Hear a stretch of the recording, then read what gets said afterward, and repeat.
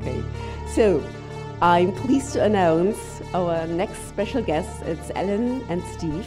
They're here from Dublin, and they have an internet radio called Open Your Mind Radio. And they interview many, many people, so with different topics, also topics we will discuss here today.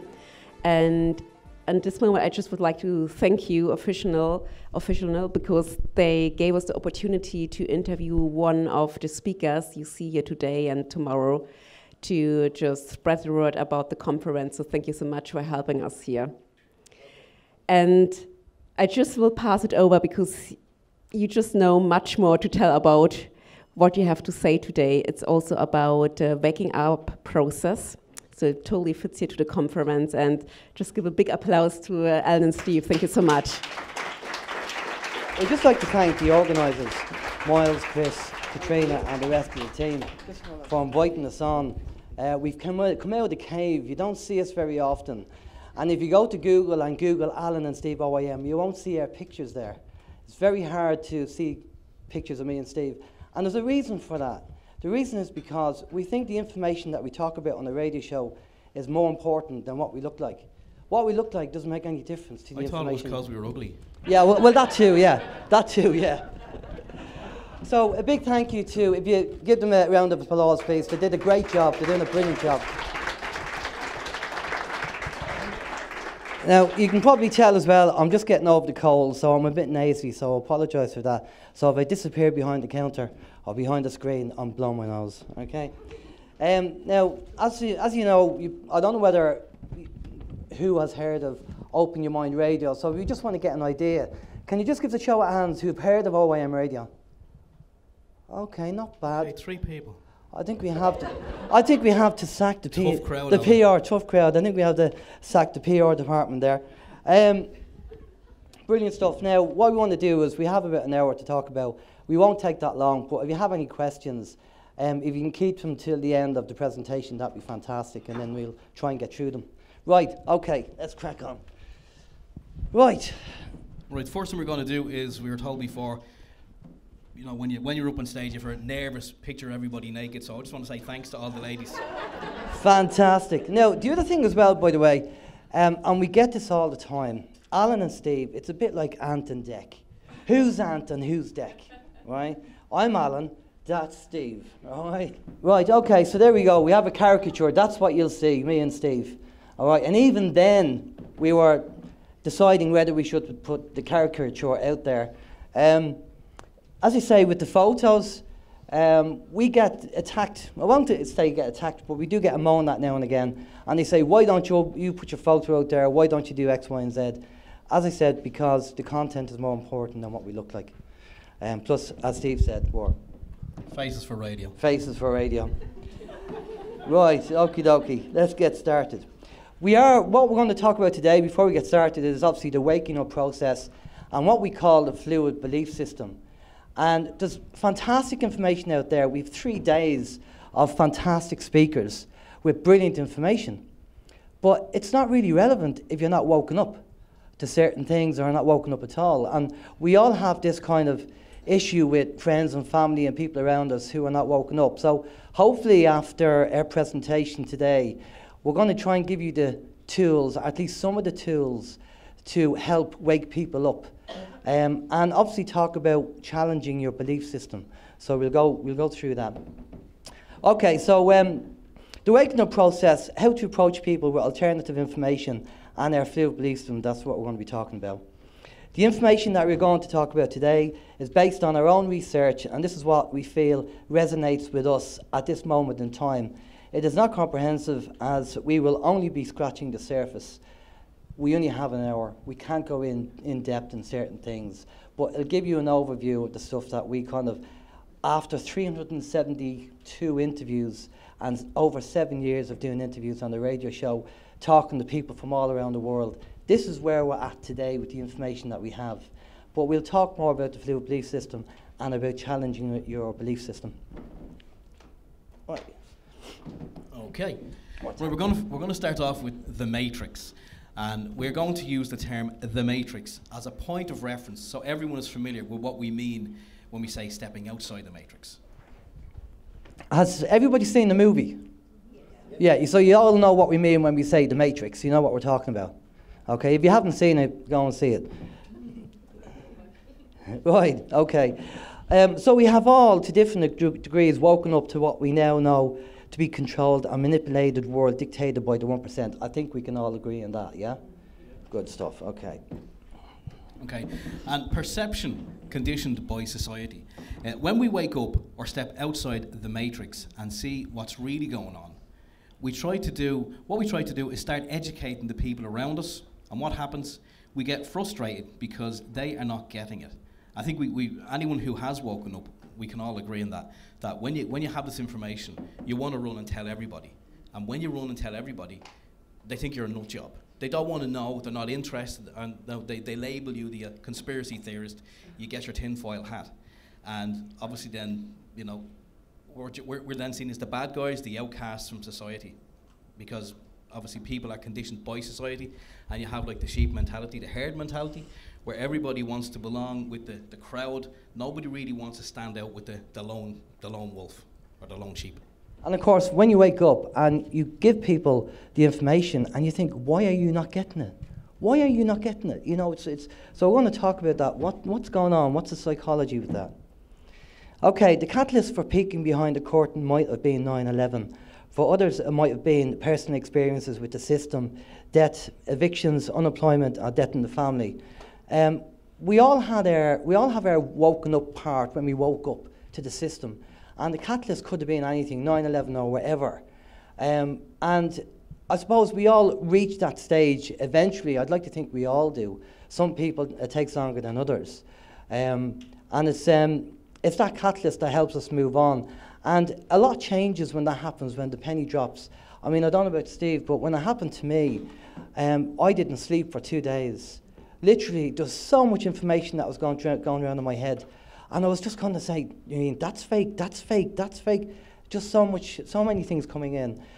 Lucky enough, for a lot of people, there has to be something unfortunate that happened in their lives. Believe it or not, that's what happens. That's the catalyst to wake them up. But whatever way it is, you know, it's just a new journey from there, and you go on the path of knowledge and start learning. Okay, our life changes. Now that the wake-up process has begun, we may start to lose interest in things like TV programs, sports, socializing with the same group of people. We may see less of our family, etc. You now have a need and seek knowledge. You cannot be with people that just talk BS or are still plugged into the matrix. I think we can probably all agree on that. I know I can, because when I woke up, I had certain people in my life, and as soon as I start kind of looking at different things and looking at things in different ways, those people just kind of, they steered clear of me. But that was okay, because you know, as Alan always says about the 6 people, the most important people around you, they weren't in that 6, so that was okay. But I did have personal experience with family members, where, you know, family members, they start kind of hanging a label on me. And I mean, you know, family is family, and family should always stick together, you know, through the thick and the thin, and the rough and the smooth. And some members of my family didn't. I hope they're not watching this. But some of them didn't stick with me. But again, it wasn't their time. They weren't awake. But, you know, subsequently, I think it was about 2 years down the line after I had my awakening, I had other family members who, you know, something happened in their life, and then they started to wake up. And then a year on from that, the same family member came back to me and apologized. She actually apologized to me and says, "I'm sorry, I didn't believe what you were saying at the time." But she had her experience, and now she's on the path of knowledge also. And you said that on the radio show, didn't you? You read it out, and you mentioned it on the radio show, which is quite interesting. Now, there's a big kind of debate, and people say, these people are very intelligent, you know, the academics and everything else. Why are they not getting it? Well, the reason why they're not getting it is it's nothing got to do with intelligence. So, as we have down here, how come all these highly qualified academics, professionals, scientists do not get it and carry on defending the system which makes us poorer, unhealthy, dumbed down and controlled? Well, that's because it's not got to do with intelligence. It's got to do with perception. So move on to that. Yes, it is about perception. And the reason why they do not get it is because it's not about intelligence or IQ, it's about their perception. your upbringing and the influences around you, like friends, family, media. If it was about intelligence, then all the academics, they would get it. Plus, their own investment in the system, years of training and programming and indoctrination, garbage in, garbage out. It's very hard to wake someone up, as we said before, when their salary, their funding, etc. depends on them not waking up. I mean, I went down to the local chemist in my area and I gave him a DVD regarding aspartame and the dangers of aspartame, because he had given me tablets for my son, and when I looked at the tablets for sickness, I had aspartame in them, and I said, hang on a minute. So I gave him the DVD, but he kind of wasn't interested, because if you look around the chemist and you see all these drugs on the shelves and everything else, and that was his business, it's not in his interest to know what aspartame and how dangerous it is or how dangerous the drugs are, because his business would go. I mean, literally, if the chemist did wake up and realise what was going on, he'd lose his business and everything would fall apart. So they're not interested, because that's why it's their salary and their income. Although, I mean, I'm sure some of them are awake to a degree, but like you say, their livelihood depends on it. Yeah, yeah. Right, control of the matrix. The problem with trying to wake people up is due to the fact that the matrix has its tentacles firmly rooted in every part of society: education, religion, finance, the judicial system, politics. I'll put my teeth in there. If you only look at each piece of it in isolation, it's easy for people to say that it's a conspiracy theory, because they have no idea of the scale of how the system is controlled and manipulated. And this is the problem. This is a massive jigsaw and everything's interlinked. And the argument that a lot of people have who are not woken up is, they say, well, I don't believe that, because they've no concept of understanding how it's all linked together. And so that's why I kind of treat it when I speak to people. If I'm talking to people about waking up, I kind of say to them, look, this is a big jigsaw and it's all linked. So I try and avoid doing the big picture, and we're going to be talking about that later. We're going to break the information down and how to talk to people if you want to wake them up. That's the thing. But just to say that because it's massive, you cannot taking things in isolation, which is what a lot of people do if they're not awake, and then they'll actually call you a conspiracy theorist, and they've no concept of the scale of it. So. Okay, down the rabbit hole. I do apologise for looking at the screen, because we did land it off by heart. So, anyway, it's not until you start to go down the various rabbit holes do you start to see the level of control and the associations between each system. But to most people in the matrix, there is no link. Even if someone tells you there is nothing down a particular rabbit hole, sometimes you have to go down to check it out for yourself. So for people who are further down the rabbit or down the path of knowledge, please do not try and force people not to go down the rabbit hole. They have to find out for themselves.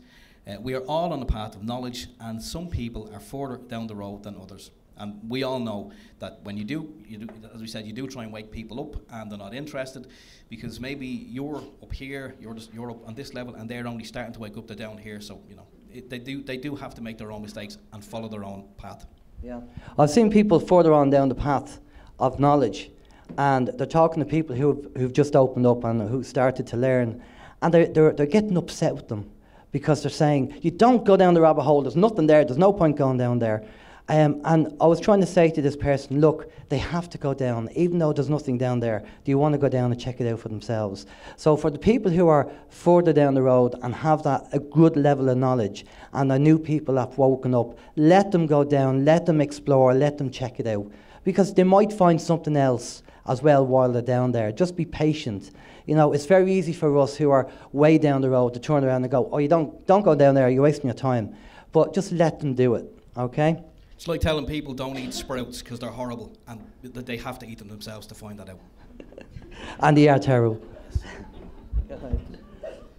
No, you're next. Oh, I'm next. Okay.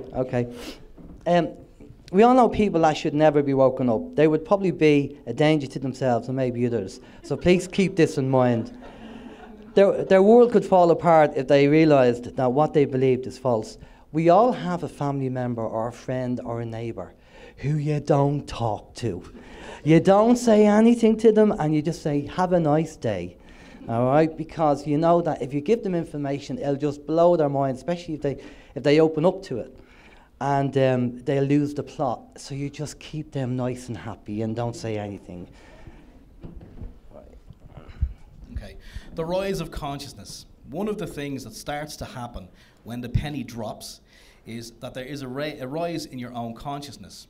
And we may lose interest in many of the things that we previously enjoyed. Our circle of friends changes as we do not seem to have things in common. We are vibrating now on a higher consciousness frequency. And relationships can also suffer. This is a major issue we've heard before. Again, have you experienced this happening in your life? Anyone? Show of hands? Yeah. Big show of hands. Yeah. You know, falling out with friends, family, relationships. Yeah.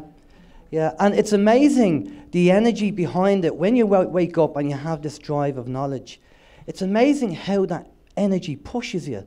And that is kind of the goal, even to the stage where relationships are breaking up, because where you have things in common, you don't have anymore. You don't watch the same TV programs, you don't watch sport, you're just a completely different person when you wake up. And that's the kind of cross that we all have to bear when we wake up, that we will potentially fall out with friends who are not woken up to it. It's just the way it is. And so, you know, there's a lot of kind of baggage that comes with waking up, so we have to be aware of that. And if we are waking up other people, they have to be aware of that as well. Right, your perception has changed. This is because your perception of life and what is happening in the world has changed. You've put on the shades and you can now see outside the matrix. Who's seen the movie They Live? Right, okay. For the people who haven't seen it, it's an 80s movie, mullet hairstyles, not looking good. But the idea is that the guy's walking around and he's seen all the consumerism and everything else, and he comes across these pair of shades that he puts them on. All of a sudden, this is what he sees. Consume, watch, obey, do what you're told. Right? As I say, it's an 80s cheesy movie, but the point in it is very good, of, you know, putting on the glasses and seeing what's going on. So I recommend watching that movie. And that's what changes with life. When you wake up, your perception of life changes. Okay, now we're into I'm not listening. So you've stepped outside the matrix and you want to tell the world about what's really going on.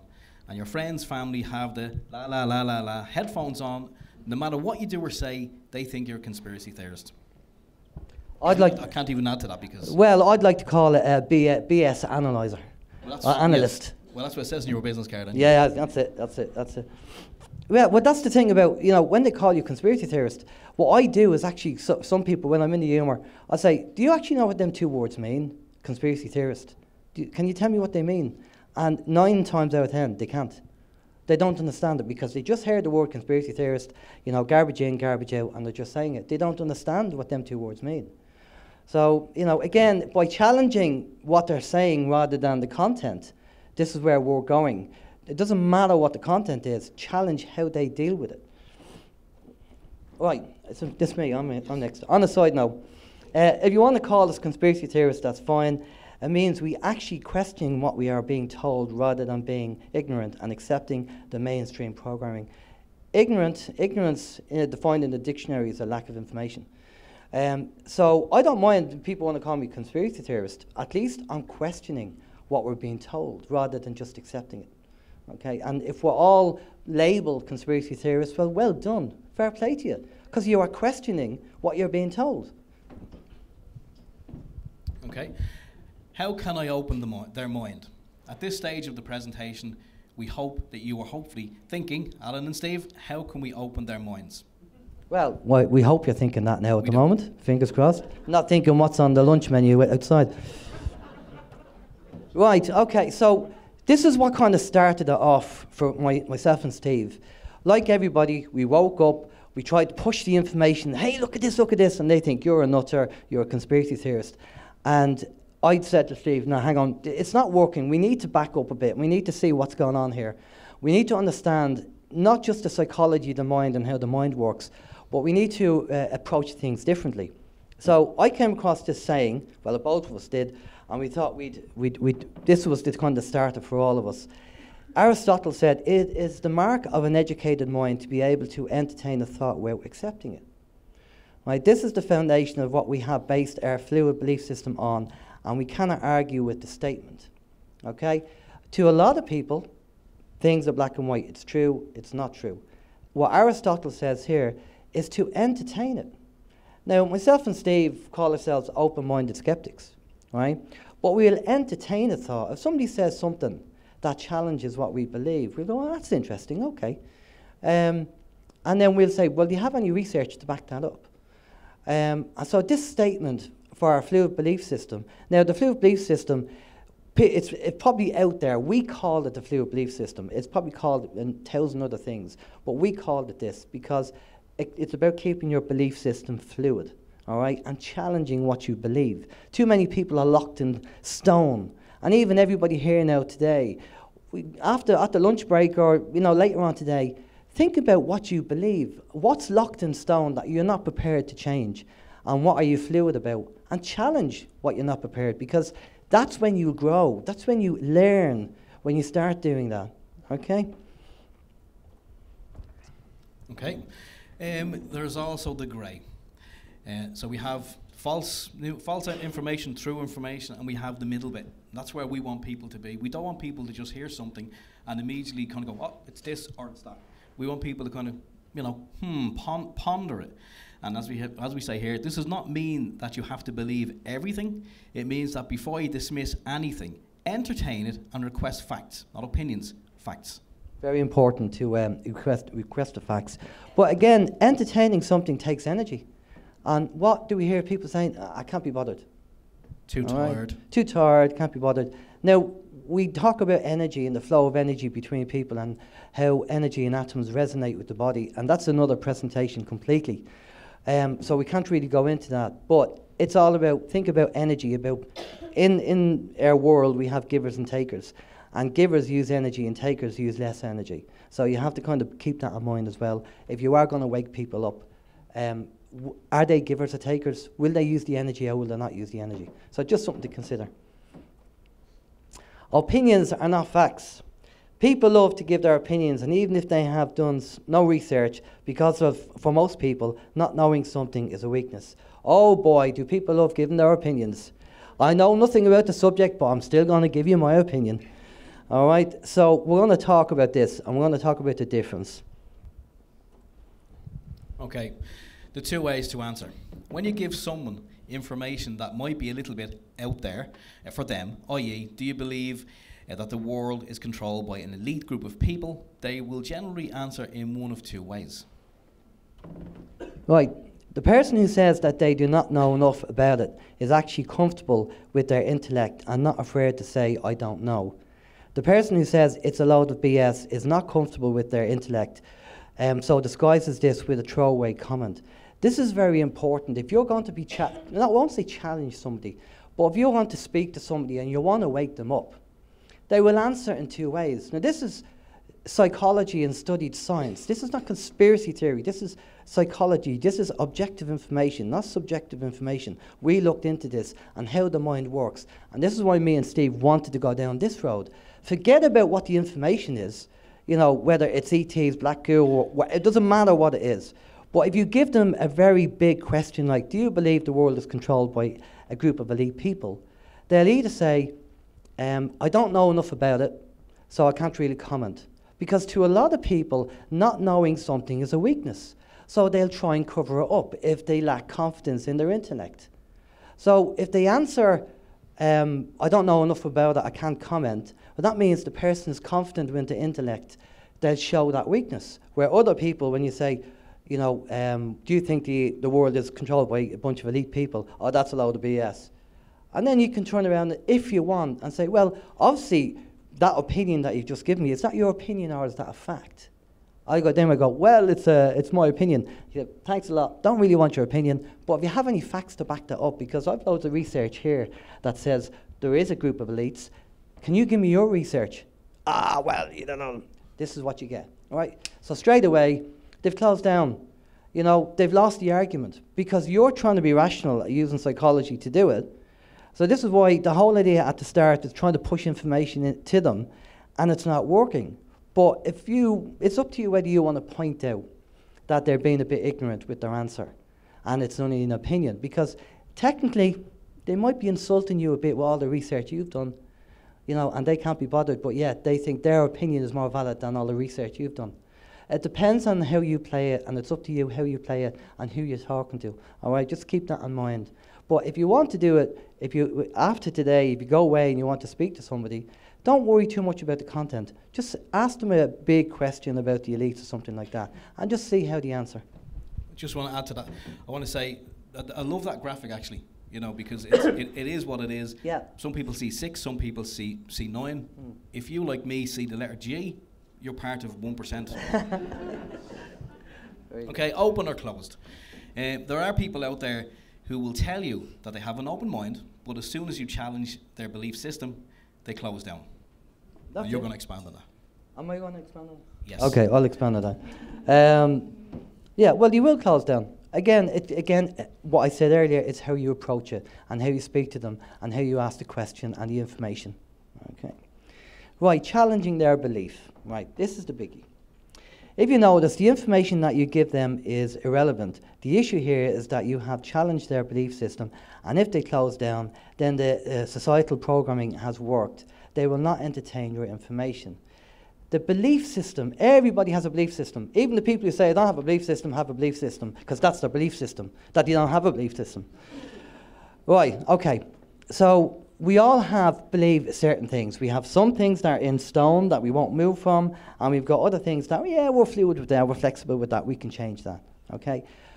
Because we know the history of the world, and we know that it's been edited by the elites to suit themselves, it's always good to challenge everything in your belief system. Everything, right? And, whether that's religion, God, whatever it is, but you should question yourself and go back. There's one thing about being aware, but there's another thing about being self-aware, and look inside of you and challenge your belief system.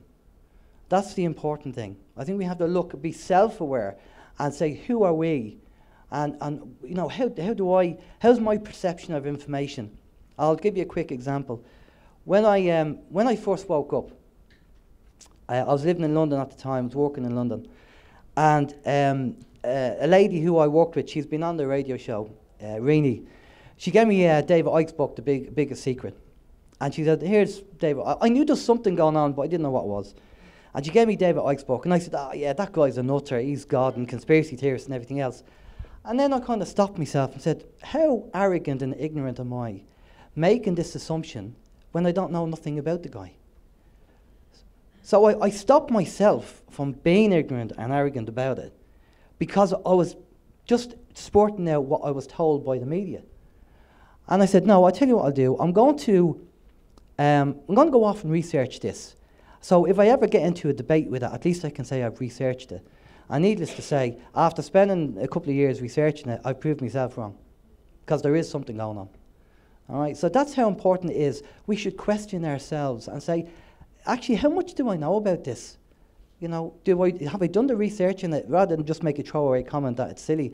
Because there's a lot of people in the truth movement, and I'll be honest with you, I met a lot of people, they're happy with the property tax and the water charges and all that kind of stuff. Go ahead and mention ETs. Oh, no, can't take that, can't do that. No, it could be cognitive dissonance for all we know. I don't know, maybe. Maybe they can't deal with it. Maybe the fact that if they do deal with it and accept it, that it's going to blow their world open and they just can't handle it. All right? But we have to challenge ourselves and not get too arrogant about what we think we know, because chances are what we think we know and what we actually know are two different things. Okay, moving on now to propaganda.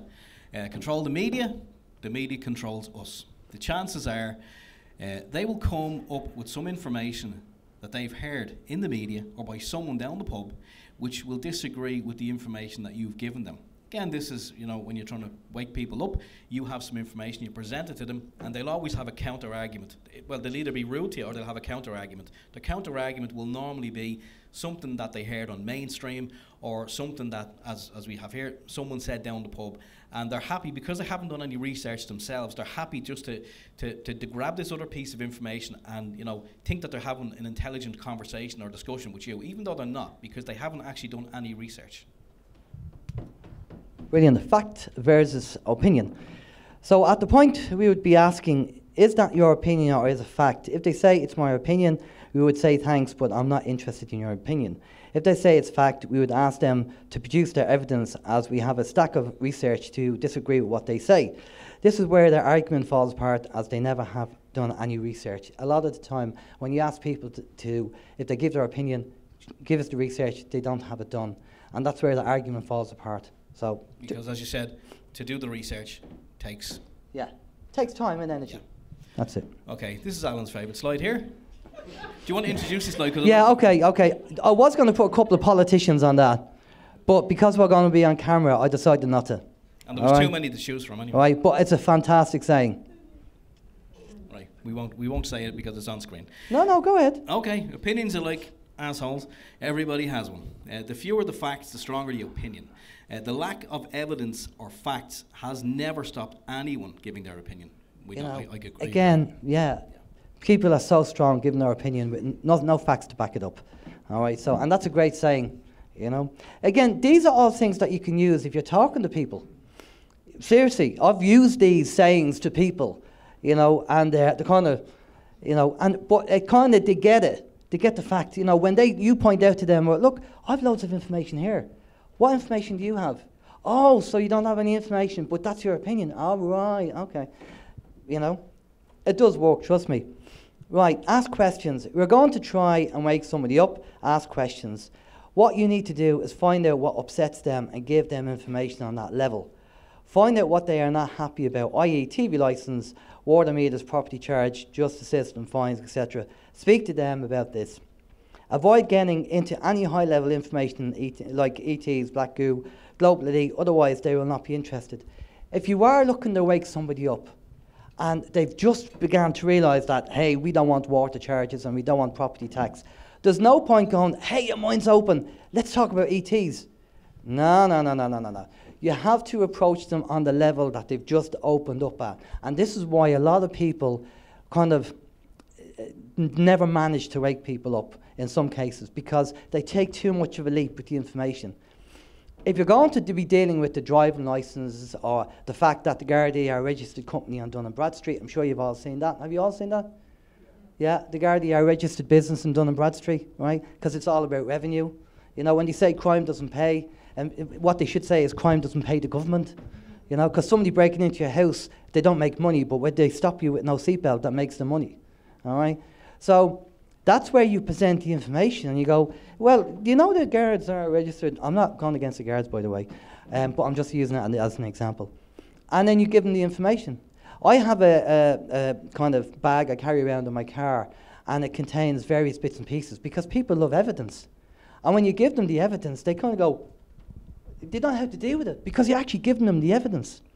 So when you're approaching and you're waking people up, if you want to wake them up, find out what upsets them, find out what they're not happy about, and then talk to them on that subject. Find out more information about it, give it to them, and go, by the way, you know you're not happy about that subject, I found this out, what do you think of this? I found this radio show, OYM Radio, and have a listen to this shameless person. Plug. Shameless plug. And have a listen to this person and listen to what they're saying. All right? So don't go for the big stuff. You know, go for the stuff that they're upset about, and you'll have a better chance of waking them up. Now, we're not saying that everyone who we speak with or any of the information that we have, we're not saying that's 100% right. It could be wrong, but at least we're entertaining it. Yeah. And I mean, if someone does come to us and say, well, hang on a second, I think you're wrong on this, and they give us their opinion, well, you know what, your opinion's not really worth anything to us. Give us some fact, and if their facts contradict what we say, we look at their facts. Because that's why we call it the fluid belief system, because it changes all the time. Definitely. Right. Speaking of.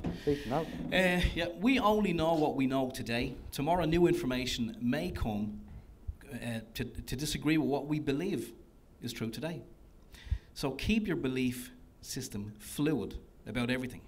By doing this, we won't have any shocks as you are open to change, and this also helps you in growth and knowledge. We call it the fluid belief system because I was watching a clip of Bruce Lee, and he was saying that a lot of the actual kung fu and karate styles are very rigid and stuck in certain stances. He said, but if you get into a fight, you have to be fluid and do what needs to be done. And I thought, well, surely our belief system has to be the same way for us to grow and learn. we have to step outside our comfort zone. You won't learn if you don't step outside your comfort zone. I'm not saying me and Steve are comfortable getting up on stage and talking. We're probably outside our comfort zone, but we're happy to do it because it's part of education. And we don't mind doing it if it's going to help people. So we called it the fluid belief system because of that. So it's very important. So as I say, other people, it might be out there under a different name. We just called it that. And it's not religious or anything like that, because you will get people emailing going, they might say something like that. It's just about challenging your own beliefs, and it's healthy to do that. Me? Oh, okay. Okay, people with a fluid belief system never argue. Can anyone tell us why? Anybody in the audience, have a shot. The answer's on the screen, there's a clue. Yeah. Okay, has anybody been in a situation where you're with a group of people and you're having fantastic conversation and the conversation's flowing and there's no arguments and everybody's chatting and it's all open-minded? Have you ever been in that situation, right? The people who, if you're in a circle and there's people arguing, they're the people that have the closed mind. Because if they're not entertaining a thought without accepting it, then they're obviously arguing where they're stuck in the belief system and they're not prepared to entertain something. That's the giveaway. All right, it's very simple. And as we say here, children argue, adults talk. All right. We'll be talking about teenage mind and the adult mind in a minute. So myself and Steve have been in groups of people where we all sit around and talk, and there's not one argument between anybody, because everybody's prepared to entertain somebody else's belief. Again, it's asked, do you have any facts on this? Where can I go to find out about this? But there's no arguments. So if you are sitting around with a group of people open-minded and one person's arguing, ask them what they're defending, because they must be defending something, because they're not entertaining it. So there's just another tip for you there. Okay, this one is self-explanatory. It's not what you believe, but how you believe it. We put our name to it, but I don't think we coined the phrase. Did we? No? No. Well, I don't think so. I haven't come across it anywhere else. No. So we'll take it until we find it. But it is true. I mean, it's not what you believe, it is how you believe it. And the same, like, as I heard before, people will often say about certain areas that you don't want to live there because that's a very rough area, or there's a lot of this, that and the other goes on in certain areas. And my father-in-law, he said, it's not where you live, it's how you live. And I think that's very true. You know, and this is equally as true. It's not what you believe, it is how you believe it. Yeah, and again, it's about challenging your belief system. It's how you believe. Right, teenage mind, adult mind. This is a biggie. And this is a major, major thing that we've come across. We were talking, for people who have listened to OYM, we've talked to Thomas Williams, who has fantastic intel about this. And this is not related to any age. Right, this could be, you could have a teenage mind in your 70s and 80s, and you can have an adult mind at 22. So it's not age specific at all, right? The majority of people on the planet have a teenage mind, which is ego and ignorance. The adult mind is wisdom and humility. We are all on this journey. How we get there is another matter. When we all reach this level, humanity will have reached its destination. This comment was given to me, but I met a guy who's very spiritual. I met him for coffee. And he was the guy that said, we are in ego and ignorance, and we move to humility and wisdom. If we all had humility and wisdom, I'm not saying we're going to have a utopian society, but it'd be a hell of a lot better than what we're in now. And we're going to give you just one or two examples of what we mean by the teenage mind. Okay, the teenage mind is, what about me? Hey, nanny state, what are you going to do for me? It's not my fault, it's your fault. I want. And anyone who has teenage kids or teenage children will obviously be familiar with this state of mind. I know I am. Right, the adult mind, on the other hand, takes responsibility for their actions, harm, loss or injury. Sound familiar? Common law. Okay, let's have a look at the nanny state. We have the nanny state there, all right? When we had the Garda whistleblower, John Wilson, on our show, we did 2 interviews with John. John said to us off the radio, he said when he was a guard, the biggest thing that he wanted to stop was drink driving. He was amazed at the amount of people that are still drink driving. Now, we all know that drink driving is a bad idea, all right? Whether it's bad for the person driving or the person driving and somebody else getting hit, okay? For some reason, there's people out there who think, oh, 6 points, I drive better with 6 points than I do with no drink at all, right? There's that mentality, right? Still out there today.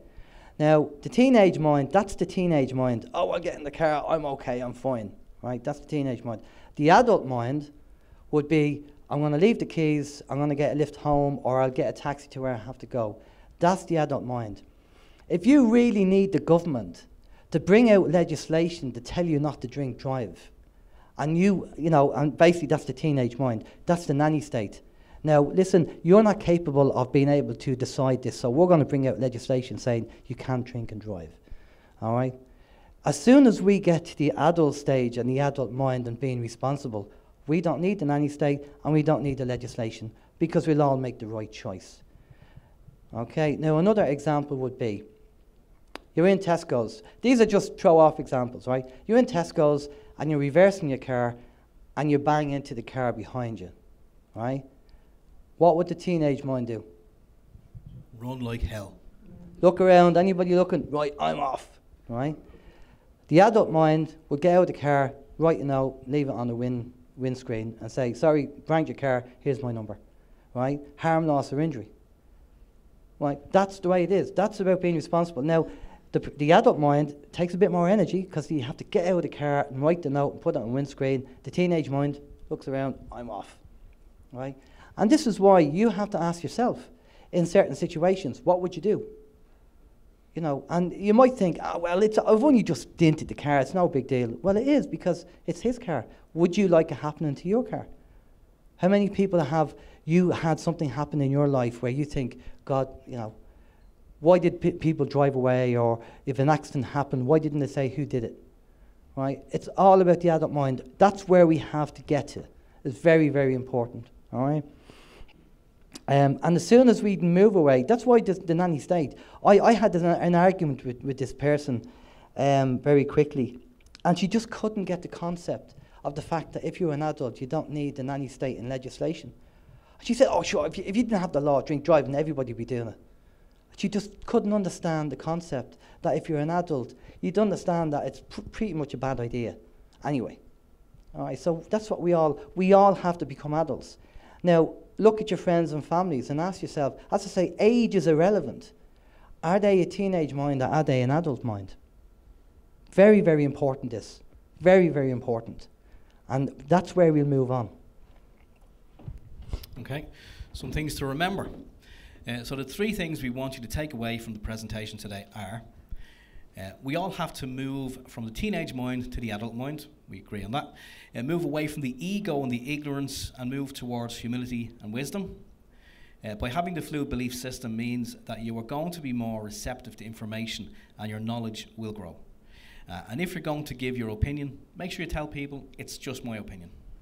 There's no harm saying to people, look, here's my opinion. I'm not saying it's right, but here's my opinion. That's a nice adult thing to do. But there are people out there who'll give an opinion and they treat it like it's a fact. It's not a fact, it's an opinion.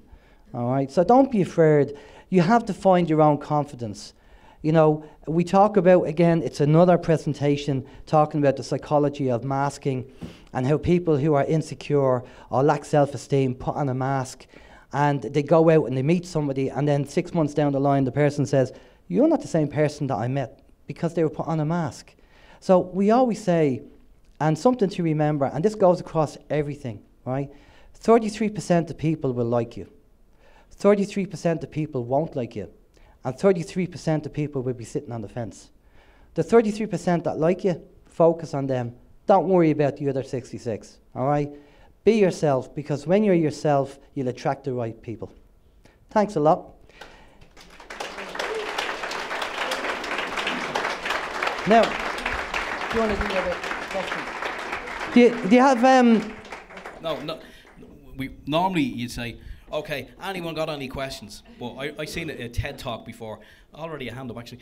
We actually had watch a TED Talk before, and he says, what you should say to people is, what are your questions? So, what are your questions? So, do you have any questions? Yeah. I'll tell you what. If you don't want to say anything, we'll be outside, so you can come and chat to us. If you have any questions, but we'll just say that for the people who don't know about OAM Radio, can I quickly just give a plug? We'll give a plug. We've been going over 7 years. We've about 370 shows in the bag with people from all over the world talking about all different subjects, all right? All podcasted as well. All podcasted, all on YouTube, phenomenal interviews with loads of people. And we are, after 7 years, we are still two guys with two microphones, two dads, trying to find out what the truth is in the world and getting people on the show to ask them. We're not professional. Oh, okay, yeah, okay, God, I'll be off now in a minute, right? We're not professional DJs or anything like that. We're just two dads, and we just had an idea 7 years ago about setting up a radio show. And even if nobody was listening, me and Steve would probably still sit down every Sunday and have a cup of tea and talk about what's going on in the world. And that's how we feel when we do the radio show, that we're sitting there chatting about it, and we have this person on who's, you know, talking to us about what they know, and we're putting the bits of the jigsaw together bit by bit. And 7 years on, I mean, it could be another 7 years, 10 years, God knows. We'll just see what happens. But if you want to pop over and listen to the radio show, we broadcast live every Sunday, 7 till 9 GMT on OYMradio.com.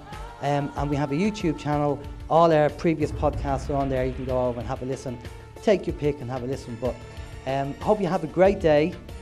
Great speakers coming on for us today and tomorrow. Again, a big thank you to Chris, Miles, Katrina and the team for having us up here. Thanks again. Cheers. Thank you.